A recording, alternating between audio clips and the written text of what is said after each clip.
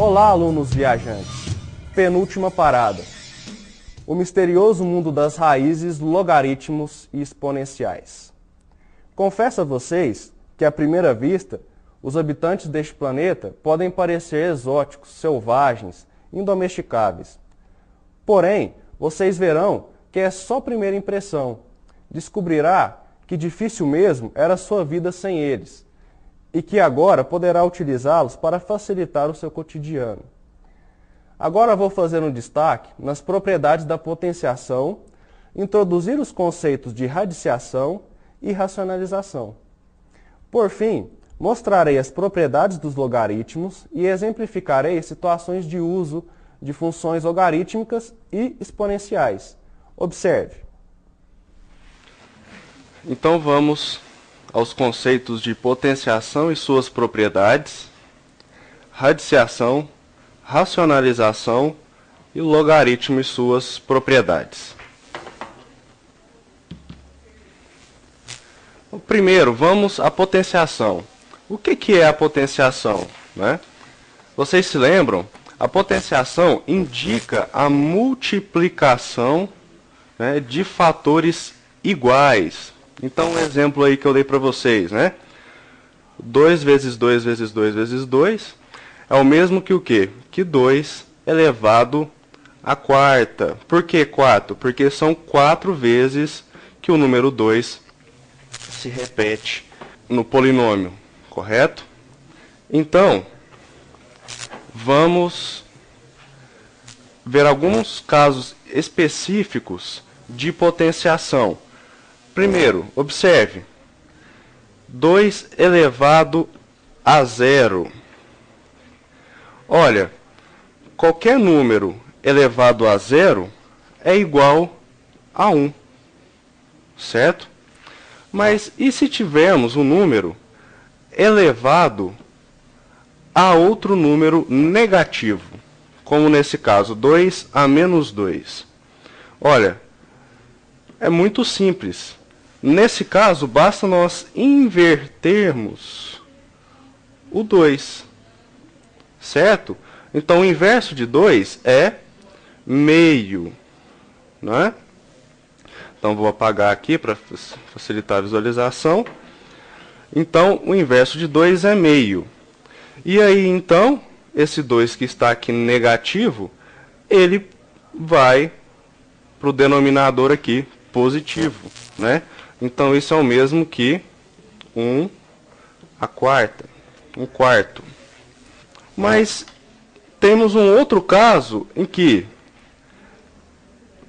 temos um número elevado a uma fração. E aí, como fica um número elevado a uma fração? Calma, não se desespere. É muito fácil também. Olha, basta nós extrairmos a raiz, né? Mas qual raiz?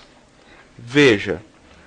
Então pegamos o denominador, que é o 3, e ele vai para cá. E pegamos, né, o 7 e colocamos aqui, certo? Então é muito simples, basta tirarmos a raiz, nesse caso, né, 2 elevado a 7/3, a raiz cúbica de 2 elevado a 7. Então, sabendo o que é potenciação, vamos a algumas propriedades da potenciação. Então, primeiro, vamos estudar produtos de potência de mesma base. Olha, por que mesma base? Então, tem o A, base A, e a base A, ela se repete, né? E ele é um produto, uma multiplicação. Olha, como fica este produto? Olha, muito simples também. Nós conservamos a base A e somamos os expoentes, né? Então, A, N mais M.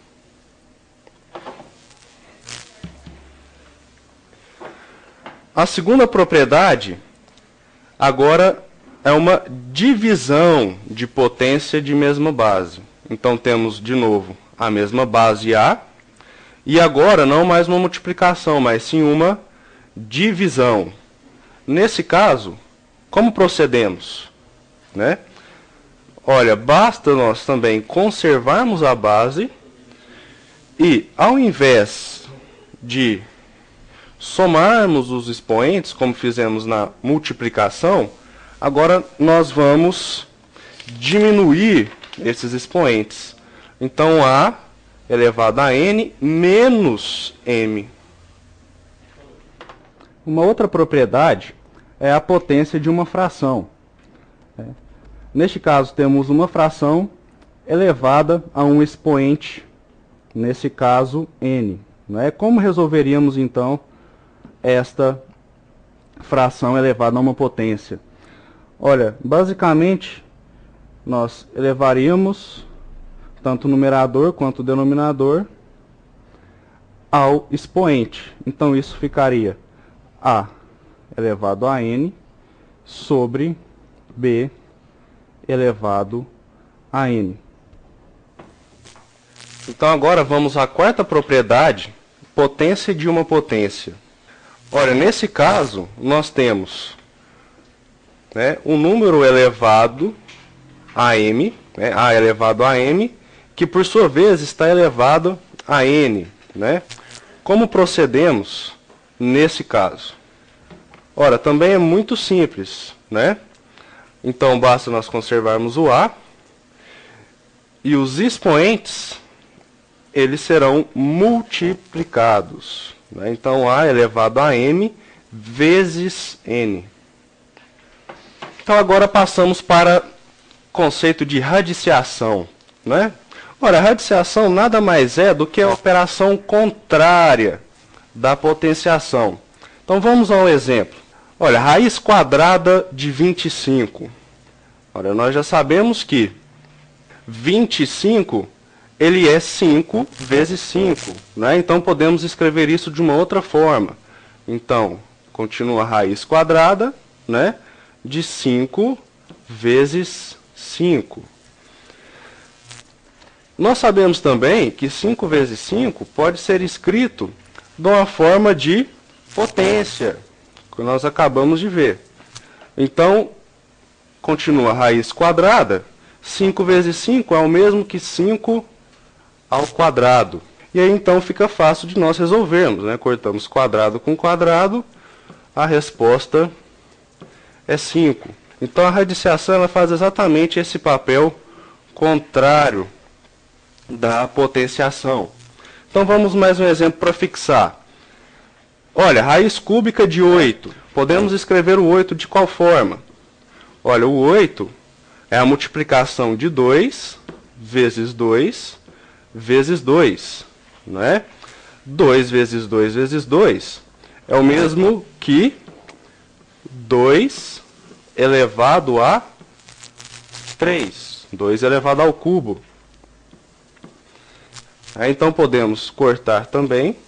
E aí, então, sobra a resposta 2.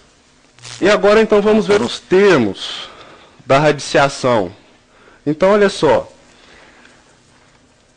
O N, ele recebe o nome de índice. Aqui nós temos o radical.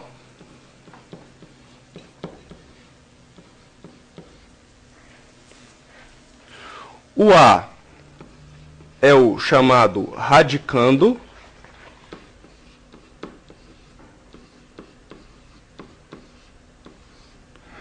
E o B, por sua vez, é a raiz. Então, estes são os termos da radiciação. É questão de nomenclatura. Agora, vamos ao conceito de racionalização. Um conceito que vocês também vão relembrar e é utilizado exclusivamente para quê?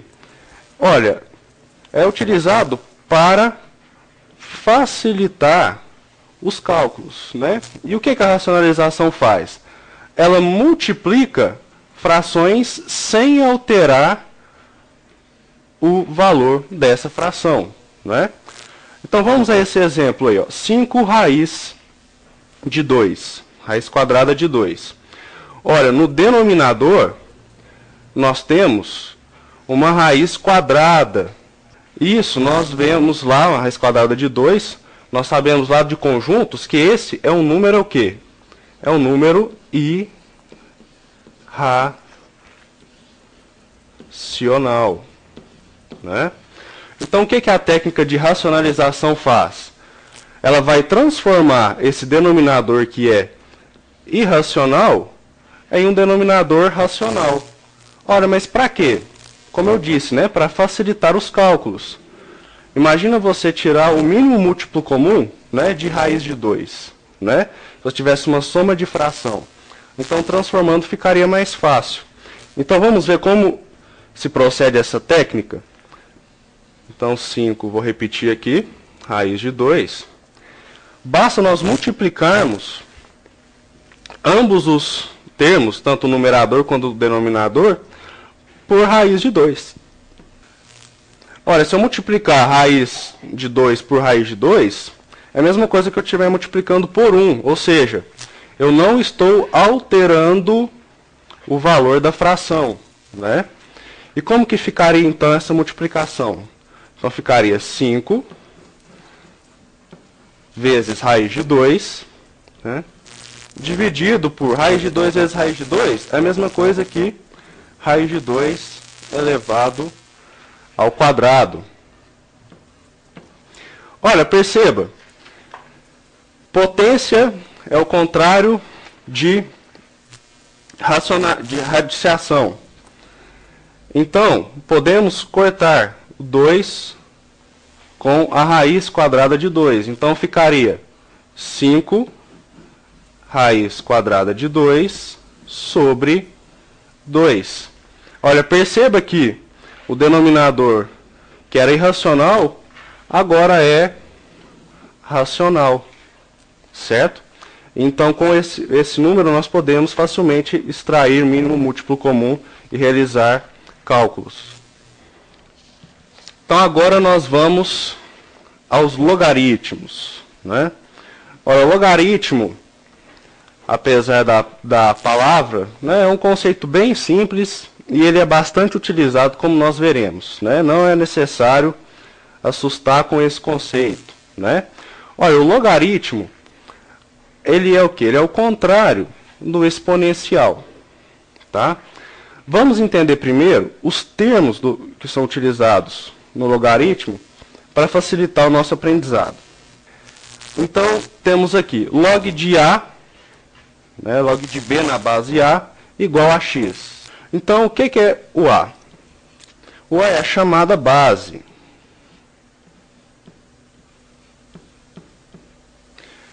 O B é o chamado antilogaritmo.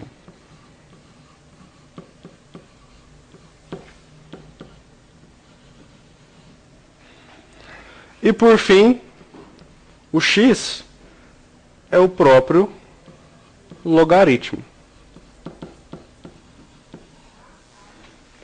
Certo?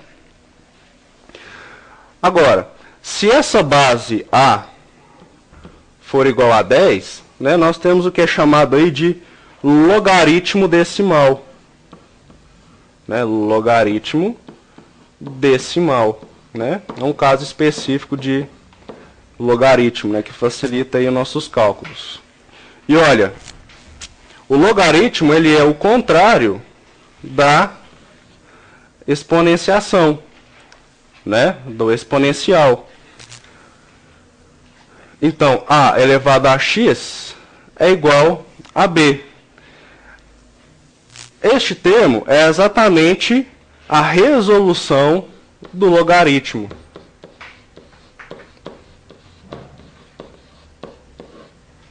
Né? Então, por isso dizemos que o logaritmo é o contrário do exponencial. Então, vamos primeiro entender algumas propriedades desse logaritmo, né, para facilitar os cálculos. Né? Então, primeiro, temos a propriedade de logaritmo de produto. Por que logaritmo de produto? É porque nós temos aí uma multiplicação, né, no antilogaritmo, né, no termo que seria o termo b, que nós vimos anteriormente. Para a gente resolver essa multiplicação, né, a gente transforma esse antilogaritmo em uma soma, né? Então ficaria log de a x mais log, mantém a mesma base a, né, y. Então percebam que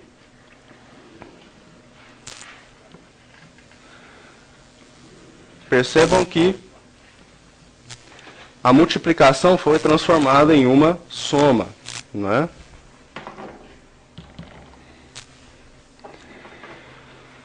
Agora vamos ao logaritmo de quociente. Então, ao inverso do que nós tínhamos anteriormente, uma multiplicação, agora nós temos uma divisão no antilogaritmo, né? Olha, como que nós resolvemos essa divisão?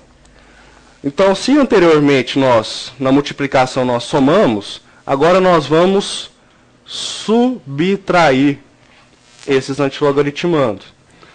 Então, ficaria log de a, né, na base a, de x, né, menos log, na mesma base a, né, de y. Então, fizemos a subtração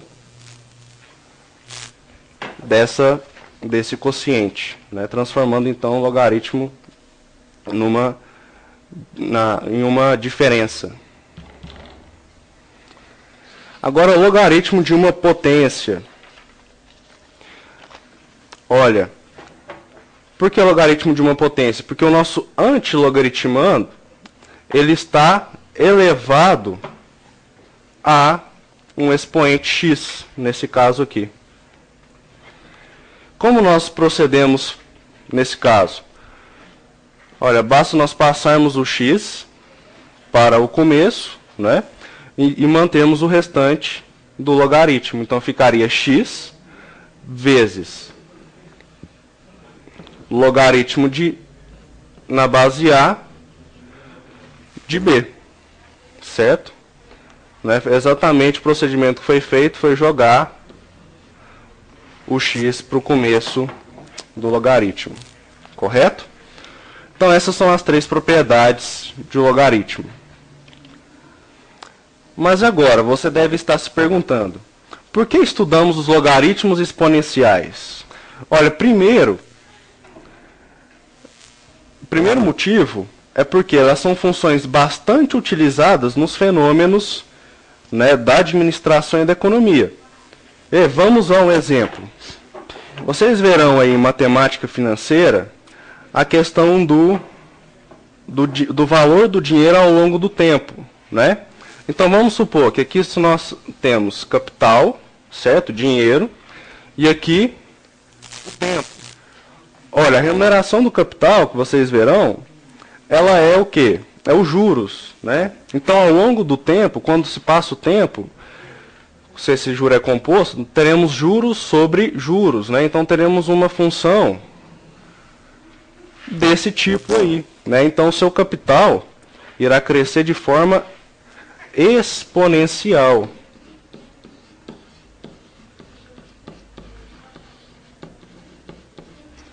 Certo?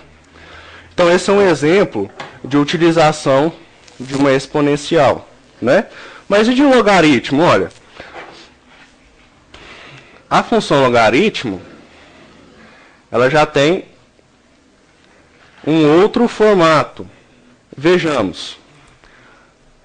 Vamos supor, temos aqui a renda da população, né? E aqui embaixo nós temos, né, a quantidade de pessoas, né? A quantidade da população. Olha, há muito tempo, um economista chamado Vilfredo Pareto descobriu uma relação seguinte, Ele descobriu uma relação dessa forma.